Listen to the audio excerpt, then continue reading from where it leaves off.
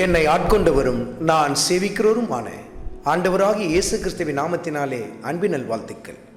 கிறிஸ்து இயேசுக்குள் மிகவும் பிரியமான அன்பு சகோதர சகோதரிகளே, சில பேரை நம்ம பார்க்க முடியும். என் பிள்ளைங்களுக்காக நான் இன்னும் அதிகமாக சேர்க்கணும், 4 தலைமுறைக்கு சொத்து சேர்க்கணும், என் பிள்ளைங்க கஷ்டப்படவே கூடாது என்று சொல்லி பொருளாசைக்கு பின்பாகவே சில பேர் ஓடிக்கொண்டிருக்கிறத நம்ம பார்க்க முடியும். நாம் நினைக்கலாம், தன் குடும்பத்து மேலே எவ்வளோ அக்கறையாக இருக்கிறார் பார் அப்படின்னு சொல்லி நம்ம நினைக்கலாம். அப்படியே சில பேர் பார்த்திங்கன்னா 24 மணி நேரமும் பணம் பணம் பணம்னு சொல்லியே ஓடிக்கொண்டிருப்பாங்க. நான் சம்பாரிச்சா தான் வீடு ரொம்ப நல்லா இருக்கும், நான் சம்பாரிச்சா தான் என் பிள்ளைகளுக்கு நல்ல எதிர்காலத்தை தர முடியும். அவங்களுடைய நோக்கம் எல்லாம் தங்கள் கையின் பிரயாசத்தின் மூலமாக தான் எல்லாம் நடைபெறும் என்று சொல்லி பொருளாசை நிறைந்தவர்களாகவே தங்கள் வாழ்க்கையை வாழ்வதை நம்ம பார்க்க முடியும். இதை நம்ம வெளிப்புறத்தில் பார்க்கும்பொழுது அவங்க மெய்யாகவே குடும்பத்தின் மீது ரொம்ப அக்கறை உள்ளவங்க போல தான் நம்மளுக்கு காணப்படும். ஆனால் கர்த்தருடைய வார்த்தையில் எப்படி எழுதப்பட்டிருக்கிறது தெரியுமா? நீதிமொழிகளின் புத்தகத்தில் 15வது அதிகாரத்தில் 27வது வசனத்தின் முதல் பகுதியை குறித்து கொண்டு தியானித்து பாருங்கள். பொருளாசை உள்ளவன் தன் வீட்டை கலைக்கிறான் என்று சொல்லி எழுதப்பட்டிருக்கிறது நீங்கள் பார்க்க முடியும். பொருளாசை நிறைந்தவங்க தங்கள் வீட்டை கட்டி எழுப்ப மாட்டாங்க, மாறாக கலைச்சி போடுவாங்க, இடித்து போடுவாங்கன்னு சொல்லி கர்த்தர் சொல்லுகிறார்.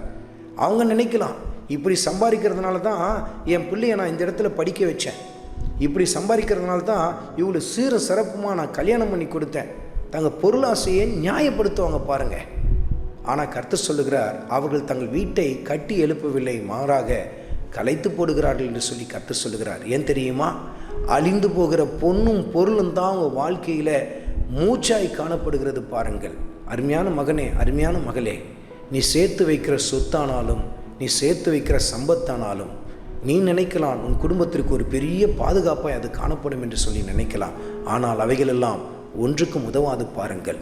பல பேருடைய வாழ்க்கையில் நாம் பார்க்க முடியும், பணம் பணம் பணம் என்று சொல்லி ஓடிக்கொண்டே தன் குடும்பத்தை கவனிக்காமல் விட்டுருவாங்க. 24 மணி நேரமும் வேலை வேலை வேலைன்னு சொல்லிட்டு தன் பிள்ளைகளை குறித்து அக்கறையற்ற ஒரு நிலையில் காணப்படுவாங்க.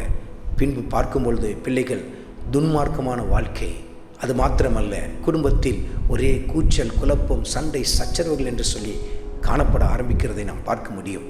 அதனால் தான் கர்த்தர் சொல்லுகிறார், பொருளாசை உள்ளவன் தன் வீட்டை கலைக்கிறான் என்று சொல்லுகிறார்.